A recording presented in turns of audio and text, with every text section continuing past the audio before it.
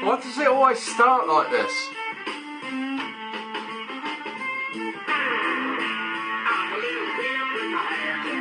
Captain Beefheart and Frank Zappa.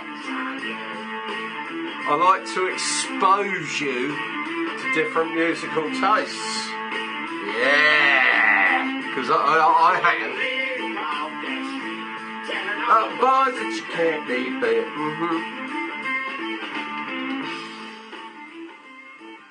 Long live the freedom of expression. Don't know who said that.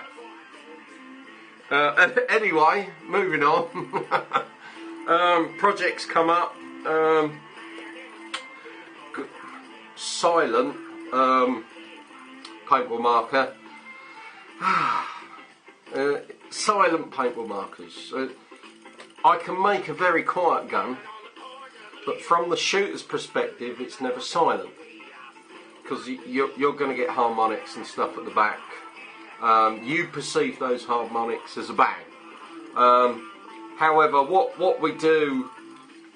let's break down the term silent paintball gun, because there isn't one, right? They're all going to make a noise, but what we're trying to control is the direction that noise travels in. If we can get that noise travelling backwards to the shooter, and not forwards, down range, past 20 years, what? I've gone all Pol Pot again. Past 20 yards, they can't hear the report of your marker.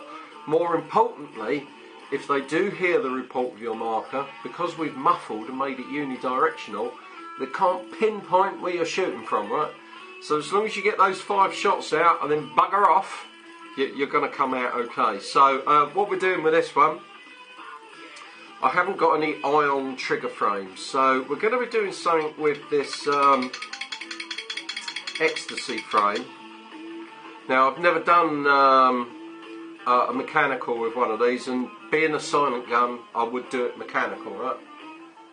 Now the reason I would do it mechanical is the way the mechanical valve operates. It's a very long release system. I mean, we're still only talking milliseconds, right? But compared to electronic, an electronic solenoid is very snappy. It's very instant, like 2 milliseconds to release its payload, or in this case, its amount of compressed air. The speed we release that air affects a lot of what we're going to get in here, in the fire chamber. If our air is travelling faster than the speed of sound, it's going to sonically crack. However, if we can release that air slower, we'll get a much more dull thud, if you like. Elmer Fudd. We'll get an Elmer Fudd in the fire chamber, not a crack, and it's the crack I want to get rid of. So then that's half the job. When it comes down to barrels, I can slug this all out because it's not really anywhere finished yet. This is just how I rough everything out. You must have a freak pack. We've got a certain amount of air in the back here. That air's under pressure. I don't want any air getting past the ball, so you must run a full freak back, not a mini freak back. The mini freak backs are really good, don't get me wrong, but this is a gun that's being built to be silent.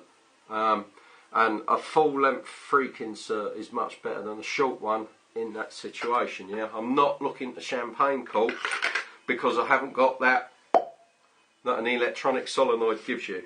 We've got a much longer release. Like if you think of an electronic solenoid releasing like a camera shutter, and you know we really are talking like 5 milliseconds for its open or closed cycle. Whereas pulling a mechanical trigger, which we're in control of, in all reality, let's say that's 10 shots a second. You know, that we're now into hundredths of a second, not microseconds, and those things are, there's a huge difference between the two. It's like quantum mechanics and higher mathematics. They're a world apart, even though they're the same thing. Sorry, don't want to melt your head on that one. Then what I have, I'd like to see if I can get a carbon fibre tip. If anybody's got a freak carbon fibre tip, that they no longer want, give me a shout. Then also what I'm going to be doing is we'll be actually doing a silencer in carbon fibre. No, it's not going to be this long. It will be as long as the barrel. But the reason I want it to go back inside, obviously, is because I want it to cover up the brown fruit back there. In fact, you know, I may well do this so the whole entire gun gets masked. Yeah, or not the entire gun, the entire freak gets a carbon fibre cover. Just to cover up all those harmonics. Carbon fibre is really good. It doesn't suffer from any harmonics. And I like that. Harmonics, you know, people say I like the sound of that gun. A gun's signature is, whether it be a paintball gun or a firearm, is down to how it's constructed, its materials, and also how those materials are connected together. That also affects its signature. So this is the base project here, and that'll be quite good when we get through that. It'd be nice to get hold of a carbon fibre tip. We'll jump on eBay today, see what we can find. You never know, there might just be one sitting there. If not, what I'll do is I'll give Hans a ring at the factory. So I want to quiz him over the new Lux Ice as well. There's a lot of me in that Lux Ice, yeah. There's a lot of my... what I'm doing now with the Luxes is what DLX has done with the new Lux Ice. So there's flattery for you.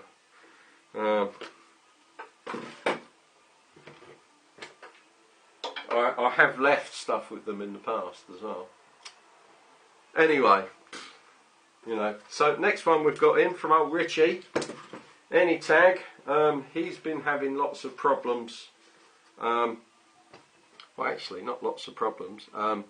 He wanted to take the gun apart, and of course, this is an ion top end, and he wants it so it can be bolt out the back. Well, actually, this is bolt out back. All you have to do is drop this Allen key and turn this nut, and the whole fire chamber comes out in your hands. But he didn't realise that, so he wants a simpler system. Plus, this thing has been being a little bit of an arse. He brought this to me second hand, and I've got a slight suspicion that the actual valve, the SM AV3, is worn out. They do wear out. You know, they're good for... You get 1 million operations out of them, 500,000 operations, depending on how you look after the gun. But he had bought this second hand, and we don't know how many hands it's been through before Rich got his hands on it. And I don't know if I built this one originally or not. I'm not too sure. Like I say, I build a lot of these things. So to make this nice and simple and give it a nice bolt out the back affair, we is going all red on the top. Oh, and that's actually got ion. Oh, so this would be an ion XE.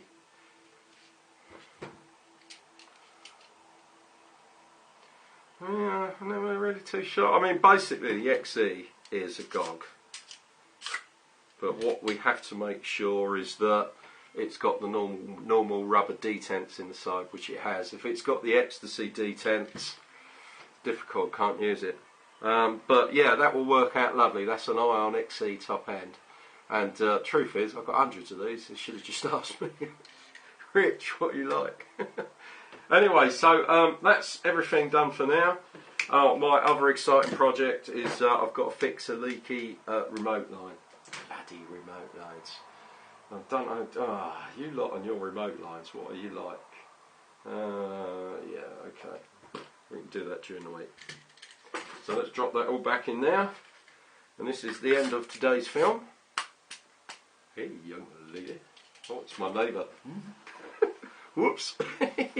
Anyway, I mean, not that she's lovely, but she's involved. You know what I mean? Anyway, so I'll see you later, chappies. You look after yourselves. Until next time, from Gummy. Victoria Beard.